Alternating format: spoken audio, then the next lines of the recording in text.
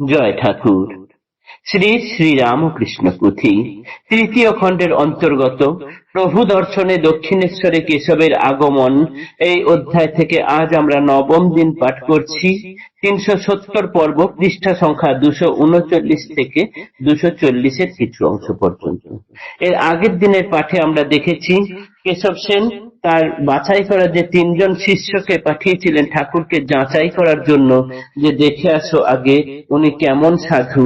সেই 3জন শিষ্য ঠাকুরের সঙ্গে কয়েকদিন থেকে কিছুই বুঝতে পারলেন না, তার ধরাছোঁয়া করতে পারলেন না, এবং শেষকালে এক সরল সাধারণ সিদ্ধান্তে পৌঁছালেন এরকম, যে ঠাকুর একজন ভালো সাধু বটে, কিন্তু উপযুক্ত গুরুর অভাবে কেবল পাগলাটে পাগলাটে ভাব, এই মাত্র এক করেন, পরক্ষণে অন্যরকম করেন ইত্যাদি। তারপর তারা ঠাকুরকে গিয়ে বললেন, আপনি খুব ভালো মানুষ, কিন্তু ভালো হবে আমরা যেটা বলছি সেটা যদি একটু করেন। আপনি এক কাজ করুন, আচার্য শ্রী কেশবকে গুরুকরণ করুন, তাহলে আপনার নিশ্চয়ই চতুর্বর্গ ফল লাভ হবে। ঠাকুর এটি শুনে হেসেছিলেন এবং বলেছিলেন, একটি গান গেয়ে, খুব সুন্দর গান গেয়ে উত্তর দিয়েছিলেন যে, চতুর্বর্গ ফল লাভ করার জন্য তোরা আমার কাছে এসেছিস, তোরা কি ফল নিয়ে এলি? আমি যে ফল হৃদয়ে ধারণ করেছি, রামকল্প তরু বৃক্ষ হৃদয়ে ধারণ করেছি, সেখানে আমি যে ফল বাঞ্ছা করি সে ফলই পাই, সুতরাং কোন ফলের আমার আশা নেই। আবার এখান থেকে যা ফল পাবো সেটাও সকলের জন্য রেখে দিয়ে যাব। এই গান শুনে তারা কিছু তো বুঝতে পারলো না, কিন্তু গিয়ে কেশব সেনকে বলাতে তিনি কিন্তু এর মর্মার্থ বুঝতে পেরেছিলেন। ফলে অনতি বিলম্বেই তিনি তাড়াতাড়ি দক্ষিণেশ্বরে এসেছিলেন, এবং এসে পৌঁছানো মাত্রই, শিষ্য সহ তিনি এসে পৌঁছানো মাত্রই অতি পুলকিত চিত্ত দেখি প্রভু দেবে, প্রভু তেমতি খুশি পাইয়া কেশব। কেশব সেনও ঠাকুরকে দেখে পুলকিত, আবার ঠাকুরও কেশবকে পেয়ে খুব খুশি। এরপর আজকের পাঠ। নিরাকার সাকার ব্যতীত যাহা আর, সকলেতে প্রভু নিজে সর্বমূল আধার। সাকারের মধ্যে যত ভিন্ন ভিন্ন রূপ, সকলেই শ্রী প্রভুর নিজের স্বরূপ। অকুল অপার যেন অসীম সাগরে, নানান দেশের নদী তাহে এসে পড়ে। যে বা কেহ যেই রূপ যেই নাম লয়ে, ভজে পূজে সর্বেশ্বরে সরল হৃদয়ে। সকল আসিয়া পরে শ্রীপ্রভুর ঠাঁই, বিশ্বাধার বিশ্বগুরু জগত গোসাই। সর্বশক্তিমান প্রভু সকলের মূলে, যে যা চায় আশ্রয় পায় শ্রীচরণ তলে।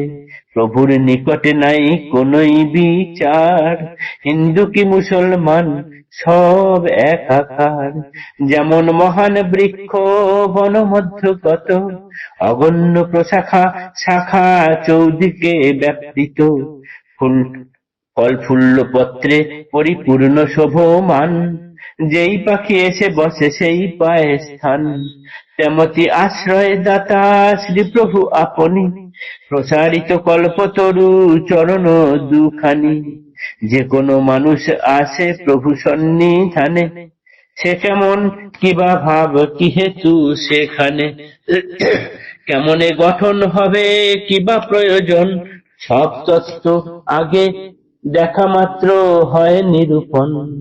দয়াগার অহেতুক কৃপা সিন্ধু প্রভু, এত কৃপা কোন যুগে নাহি শুনি প্রভু। ভজন পূজন কিছু নহে দরকার, করিলে প্রভুরে একমাত্র নমস্কার। কি মিলে অমূল্য নিধি না যায় বর্ণন, জোরে যার ছিঁড়ে যায় ভবেরও বন্ধন। চরণে শরণ লয়ে চরণে যে পড়ে, বরণ না গরি প্রভু নাহি দেন ছেড়ে। বিশ্ব কারিগর প্রভু কি গড়েন হাতে, তুচ্ছ আমি পরিচয় না পারি নদীতে। কি গরিলা প্রভু দেবের কেশবে লইয়া, স্মরি গুরু দেখো মন নয়ন মুদিয়া।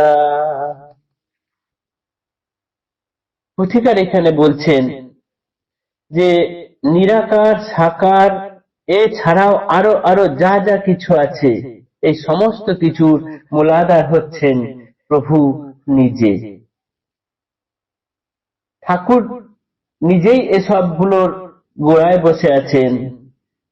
বিভিন্ন প্রান্ত থেকে নদী এসে যখন সাগরে মিশে যায়, তখন সেই নদীগুলির যেমন আর আলাদা আলাদা কোনো নাম থাকে না। যে যে নাম ধরেই পুজো দিক না কেন, সেই জলে সেই সব নদীগুলির জলই এসে মিশে থাকে, সেইখান থেকে সেই সব নদীগুলি পেয়ে যায়। ঠিক সেই রকম যে যে নামেই পূজা করুক না কেন, সমস্ত পুজোই এসে বিশ্বগুরুর চরণেই ঠাঁই পায়, কেননা তিনি জগতের গোসাই, সর্বশক্তিমান তিনি এবং সকল কিছুর মূলেই আছেন তিনি। তাই প্রভুর কাছে কোনো রকম বাজবিচার নেই, কে হিন্দু কে মুসলমান সব এখানে একাকার।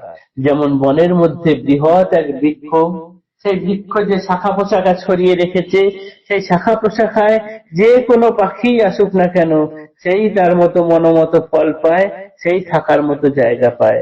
ঠাকুরও এরকম এইখানে সেই রকমই এক কল্প বৃক্ষ, তার চরণ দুখানি ছড়িয়ে বসে আছেন। যে কোনো মানুষ আসুক না কেন তার কাছে, তিনি সেখানে এসে পরম শান্তি লাভ করেন। এবং তার কাছে এসে পড়া মাত্রই ঠাকুর আগে থেকেই তার সম্বন্ধে জেনে নেন এবং তাকে কি করে গঠন করা হবে, কেমন ভাবে ভেঙে চুরে তাকে তৈরি করবেন ঠাকুর, সবকিছুই মা তাকে বুঝিয়ে দেন, দেখিয়ে দেন। যে একবার ঠাকুরের কাছে এসেছেন, ঠাকুরের কাছে একবার যিনি জোড়হাত করে প্রণাম করেছেন, আর কোনো ভজন পূজনের দরকার পড়ে না, সবকিছুই যেন তুচ্ছ হয়ে যায় ঠাকুর যদি একবার তাকে তুলে নেন। আর এই প্রণামের জোরেই ভবের বন্ধন ছিঁড়ে যায়। ঠাকুর সেই রকম ভাবে কেশব সেনকে যে কি করলেন, সেটা পুথিকার বলছেন, আমি সেটার বর্ণনা দিতে পারলাম না। আপনারাই এক কাজ করুন, গুরুদেবের নাম নিয়ে চোখ বন্ধ করে স্মরণ করুন, দেখুন কেশব সেনকে ঠাকুর কিরকম থেকে কিরকমের রূপান্তর করে দিলেন। জয় ঠাকুর।